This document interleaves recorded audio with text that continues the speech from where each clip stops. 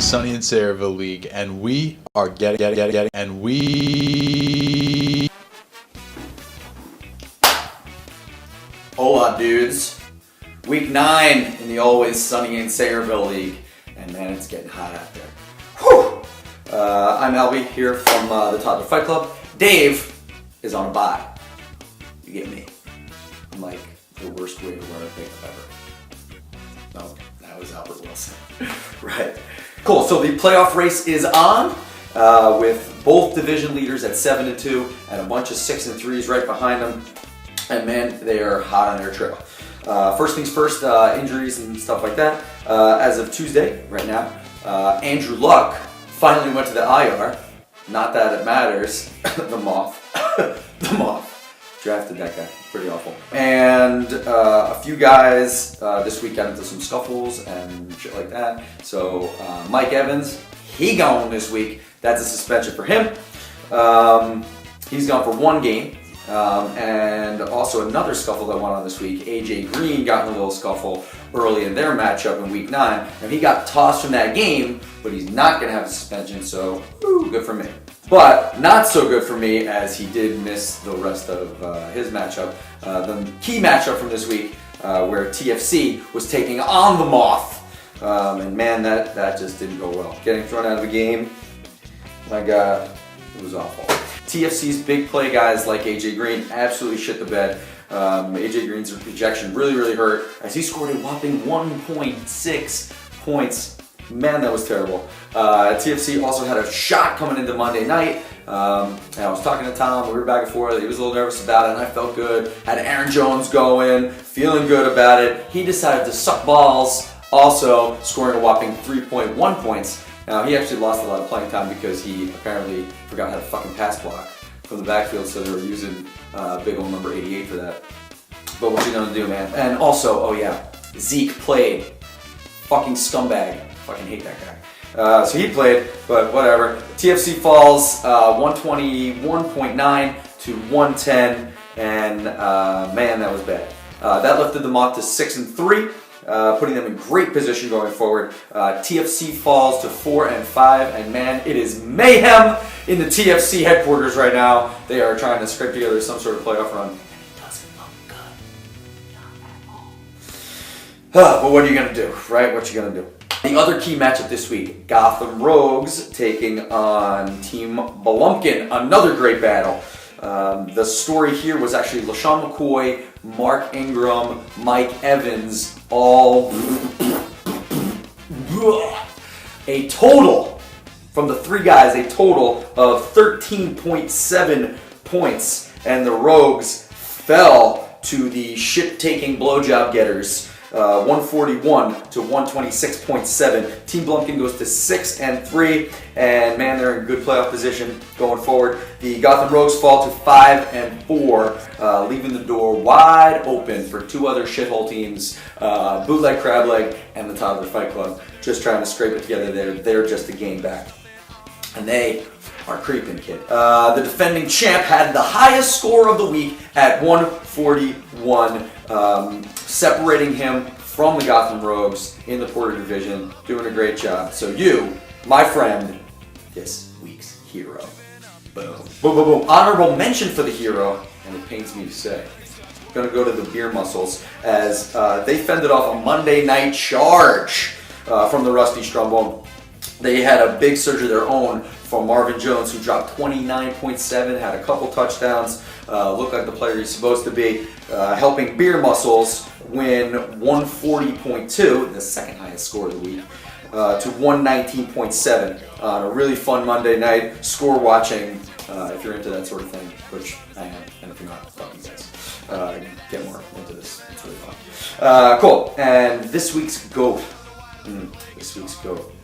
man, moving his losing streak to 3 straight games.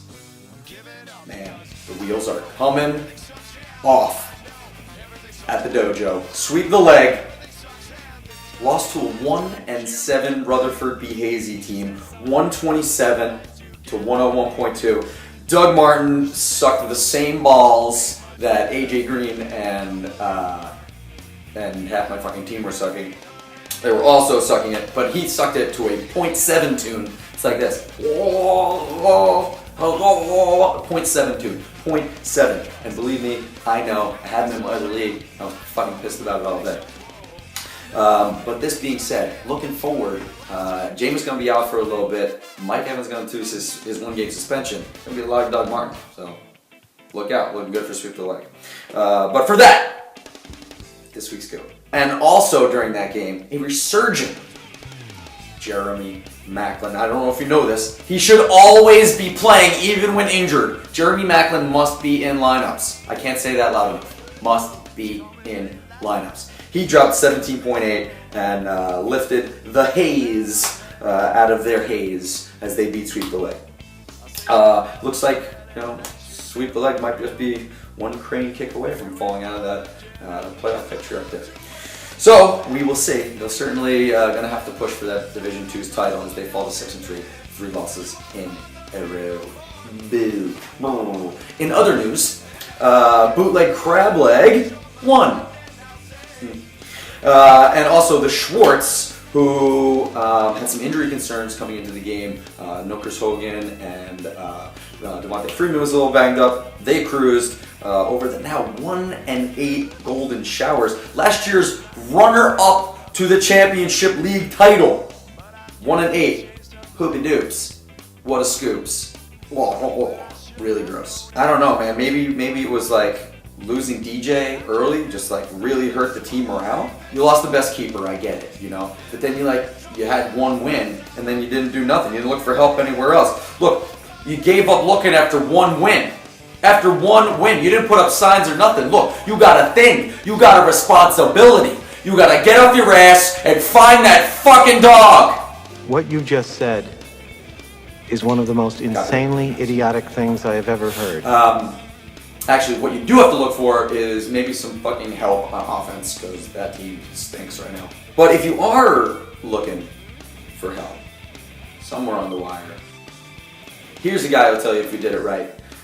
This week's edition of Live Wire, let's toss it up to my man on street, Bobby J from Beer Muscles. Bobby! Hey guys, this is Bobby J and welcome to Live Wire, where we examine all the hits and misses off the waiver wire. Unfortunately, there were no Live Wire candidates this week, so back to you in the studio. I guess you don't get the rules, huh, man? Thank you, Bobby! You still suck at fantasy, Bob. Stinky. Cool. And you probably will never ever beat the TFC. Weird. You've never beaten me. Never.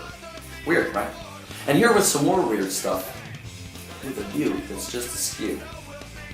My boy Colin from Rutherford B. Hazy with this week's Odd Sunday. How's it going, Saraville? As you can tell, I'm pretty excited for the Thursday night game. And that sound you hear is the moaning coming from the basement that is Rutherford B. Hazy. Not a lot going on. Speaking of the Thursday night game, Pete Carroll says he's not going to look at any other kickers after Blair Walsh's performance against the Redskins. That is total bullshit. Really? You're not going to look? You're not going to take a little look-see? See who's around after that performance? Yeah, okay. I don't know who Martellus Bennett is, and I don't care. And if anybody knows if Sam Bradford has gone into witness protection, I'd be very curious to get that information. Mark Cuban and Bob Costas have both said that football is going to end in the next 10 years, so we should start thinking now about our next fantasy league. I vote no soccer, but hockey I'd be very into. And finally, Jerry Jones is going to sue Roger Goodell, if I understand this correctly, or sue the NFL if Roger Goodell's contract is renewed. That's intense. He apparently hired the lawyer that represented Al Gore when Al Gore sued over the presidential election in 2000. So we all know how that goes, or went, so we'll see how it goes. Take it easy, everybody. Have a good week. Bye. Thank you, Colin. Whew. All right, trade deadline is Tuesday. Beer Muscles traded Devontae Parker to the Bootleg Crab Leg for T.Y. Hilton, who had a dope game on the Bootleg Crab Leg's bench. There's a reason he was on the bench. I wouldn't have traded for him. He's got Jacoby Brissett at quarterback, and it's really hard. He's got a tough schedule coming up, but I wouldn't have done it, but you did. And that's why it's your team. You do what you want, so we can all beat you. It'll be fun. But I guess we'll see, right? We'll see in some of this week's key matchups. Cool. Key matchups this week. A battle of mediocrity as the playoff tilt is on its way. They're really going to pound for this last spot. We got TFC taking on the bootleg crab leg in a number 2's battle for the middle of that pack. Both teams at 4 and 5. Both teams trying to do it. And man, I'm pretty sure I never, ever beat Ortiz. I'm pretty sure it's never occurred. Dave will have to look those numbers up at some point. But I'm pretty sure he just beats on me like Zeke's girlfriend.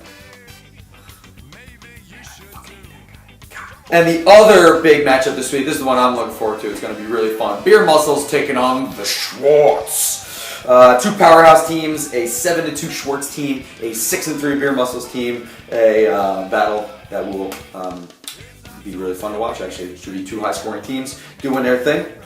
And I guess we'll see if Bobby's Schwartz is as big as Mark's. Something like that. Cool. Remember, the trade deadline is looming. Remember to set your lineups. Remember that Jeremy Macklin is a must start, regardless of injury status. Remember that Bobby will never beat me in fantasy ever. And we'll see you next time. Where it's always sunny.